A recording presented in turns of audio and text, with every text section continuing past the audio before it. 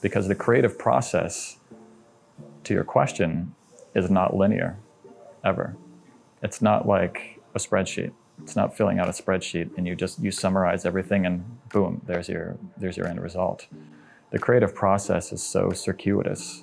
It's never linear, ever. And even when you think it's linear, it's not.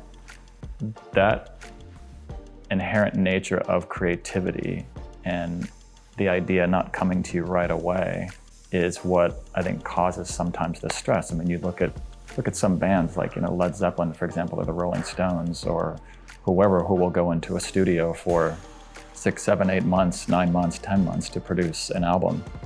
And it's because they're constantly working on the creative process. And it's, you've got a lot of people coming together. You've got all these different instruments and vocals and everything that has to be just right. It has to be produced and mixed, and the acoustics. And I think the architecture and design process is very similar, where it's never, the first idea is never right. Maybe you put a kernel of an idea out, but then you start working to develop that over time. Everything we do has to exist in the real world. It has to satisfy clients' needs. It has to satisfy budgets. It has to satisfy all the technical requirements, structure, heating, cooling, etc. But then it also has to satisfy city approvals, public processes, all these other things. So, back to this idea of, mental health, the complexity of architecture and what we do just puts this kind of intangible stress in a way on what it is and the process that we call architecture. So in a way, I think almost every architect probably understands this, no matter what level you're working at. Architecture is just something that it's incredibly demanding, and you don't necessarily realize it. And in my personal experience, when I first started out, when I was younger, I got the opportunity to work with Daniel Libeskind on the extension to the Denver Art Museum. And at the time, I was working for a mid-sized corporate firm and still working long hours and still trying to establish myself as a designer and learn. But I got the opportunity to be a part of that project, and I wanted to be a part of something that was much greater than me.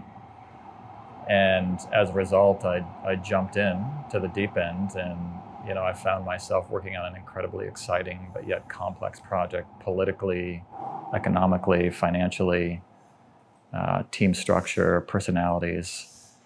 So I did what I do best, is I just put my head down and I work.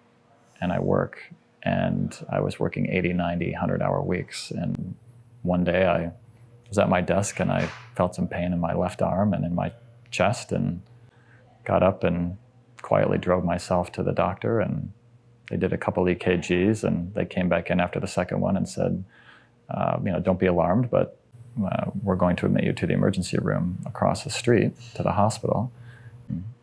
They took me right in, and I went through many tests, and over the course of like 6-7 hours, and stress tests and you name it. And the emergency doctor came in. He was younger and he was great. And, it's like, all right, what's going on with you? What's going on in your life? Just, it was almost like a therapy session. He didn't look at any notes or anything. He just sat down and said, what's going on with you? And had some personal life stress that was going on. And I told him about working and how much I was working. And, he just said, look, you're young, you're healthy, everything checks out. And he said, you've had a panic attack, an anxiety attack. And he said, everything that you've told me, he said, if you don't get a handle on your stress and how to manage that, he said, you're probably going to be dead by the time you're 50.